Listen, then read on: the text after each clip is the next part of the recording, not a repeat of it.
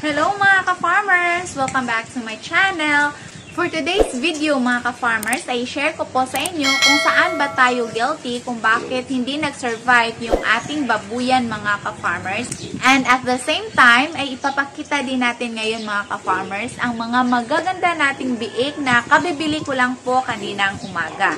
So, bakit ba maraming mga backyard hog raisers ang hindi nagtagal sa negosyong babuyan mga ka-farmers kung maka-experience kasi sila na nalugi sila once, so mag-stop na po sila. So, bakit ba yun nangyayari? Nangyayari po ang ganito mga ka-farmers na hindi sila mag-survive or hindi po sila magtagal sa negosyong babuyan dahil ang iniisip po nila ay kung meron kang babuyan, malaki na po ang kikitain mo, which is hindi po yan totoo mga ka-farmers. Dahil meron pong mga factors na pwedeng maka-affect sa ating kita, lalo na po yung feeds, yung mga vaccination, yung vitamins, yung mga gamot, kung sakaling magkakasakit yung ating mga alaga. So, dapat mga ka-farmers, before tayo pumasok sa negosyong babuyan, hindi po tayo mag-expect na malaki na agad ang kikitain natin. Lalo na po kung kakasimula pa lang po natin at gumawa pa po tayo ng mga kulungan mga ka-farmers, hindi po makukuha ang ating puhunan sa pagpapagawa ng kulungan sa unang batch po ng pagbibenta ng fattening or yung inahin ba mga ka-farmers. Hindi po ganyan. Mga ilang cycle pa po mga ka-farmers, tsaka natin makukuha yung puhunan natin sa pagpapagawa ng kulungan. Ganyan po sa amin mga ka-farmers. Noong unang pagpapagawa pa po namin ng kulungan, hindi po agad namin nakuha yung puhunan sa pagpapagawa ng kulungan. Dahil itong pinagawa namin mga ka-farmers ay 4 rooms po ito. Ayan, ito isa, dalawa, tatlo, apat. So, yung pang-apat ngayon ay nilalagyan namin ng manok na binibreeding mga ka-farmers dahil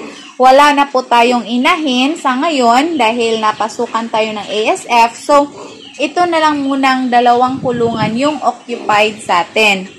So, hindi po namin nakuha yung gastos sa pagpapagawa ng kulungan mga ka-farmers sa unang pagbebenta namin ng baboy. Umabot pa po siya ng mga 1 year mga ka-farmers before po namin nakukuha yung expenses namin. So, ganyan po mga ka-farmers ang dapat nating isaisip na kapag nagsisimula tayo sa babuyan, hindi po agad kikita tayo ng malaking pera. Napapansin ko mga ka-farmers na merong ibang mag-aalaga ng baboy dahil madali daw ang pera sa baboy. Hindi po ganun mga ka-farmers dahil madali nga ang pera pero malaki naman yung expenses namin. Yung ikalawa naman mga ka-farmers ay merong ibang mga backyard hog raisers na kung makakatanggap na sila ng pera ay parang one day millionaire po. So, I know na meron po tayong mga kakilala na ganyan mga ka-farmers. Kung makareceive po sila ng pera ay gastos dito, gastos doon. Ganyan yung mga bibilhin mga ka-farmers dahil ngayon lang sila makakahawak ng malaki-laking halaga na pera. Dahil malaki naman talaga ang halaga na makukuha natin mga ka-farmers kapag nagbibenta tayo ng baboy. So, hindi po dapat ganon. Hindi po dapat one day millionaire mga ka-farmers. Kaya nga ako, merong ibang mga viewers na magsasabi sa akin na hindi pa daw nag-improve yung babuyan namin. Kasi, yung mga nakukuha kong pera mga ka-farmers ay hindi ko naman siya igagastos lahat sa pagpapagawa ng kulungan. Kumbaga, kung okay pa po yung kulungan namin mga ka-farmers, so bakit ko pagagandahin sa ngayon? Yung sa akin kasi mga ka-farmers na kung maayos pa yung kulungan namin, so bakit kailangan pang maganda? As long as safe pa po yung aming mga baboy, hindi na uulanan, hindi na iinitan, nakikita ko naman mga ka-farmers na okay lang din naman yung sitwasyon nila dito sa loob ng aming kulungan dahil nakaganito talaga siya. Dapat kasi kapag meron tayong matatanggap na pera mga ka-farmers, hindi po natin gastusin agad sa isang araw lang po. Dapat meron po tayong iniipon para makapagpundar din tayo para sa ating mga sarili. So, ganyan din kami mga ka-farmers. Meron talaga kaming ini-spare para makapagpundar kami ng sariling bahay. At meron din tayong iniipon para sa ating mga alaga. In case na meron tayong ma-experience na pagkalugi mga ka-farmers, dahil hindi naman talaga yan maiiwasan kapag nagbababuyan po tayo, meron po talaga yung pagkalugi.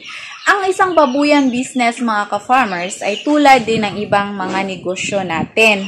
Meron ding nalulugi at meron ding panahon na maganda yung kita. Tulad ngayong mga buwan mga ka-farmers, maganda po yung kita ko sa baboy.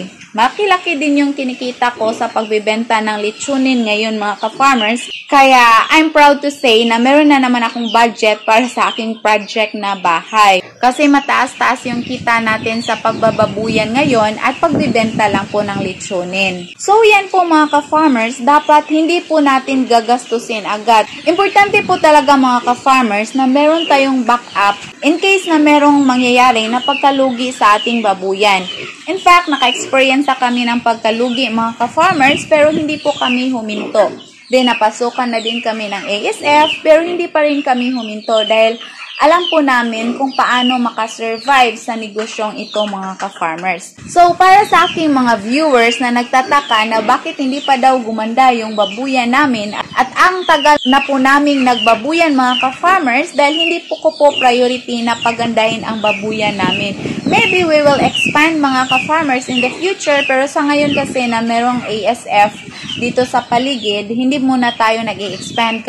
Kaya hanggang pang lechonin lang po muna yung binibenta ko ngayon. So ganyan lamang po mga ka-farmers ang dapat nating isaisip. Then update lang pala sa ating mga baboy, 3 na lang po yung naiiwan na pang lechonin natin.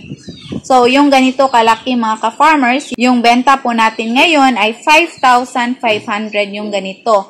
Then ito mga ka-farmers, ito yung mga biik na nabibili ko kaninang umaga. So ayan, ang ganda pong tingnan ng kanilang katawan mga ka-farmers. 3,000 per head po yung benta sa akin pero sa tingin ko okay naman siya. Dorok daw po yung inahin at yung semilya na ini-AI ay dorok din. So, ayan, nakakatuwang tingnan. 3 lang po muna yung binili ko mga ka-farmers dahil medyo mahal siya. At yung iba ko kasing pera na naliko mga ka-farmers galing sa pagbibenta ng lechonin ay pang-project ko din sa aming bahay. So, yan po ang update natin sa ngayon sa ating babuyan mga ka-farmers. Ayan, ang gandang tingnan ng isa. So, yun lamang po mga ka-farmers ang dapat po nating isaisip kung gusto po nating magtagal sa negosyong babuyan. So, huwag po tayo mag-isip ng one day millionaire at hindi po tayo dapat gastos ng gastos mga ka-farmers. So, thank you for watching at sana po ay mag-subscribe kayo at i-click ang notification bell para kayo po ay palaging updated sa ating mga bagong farming tutorials na i-upload. Happy farming! Bye-bye! God bless!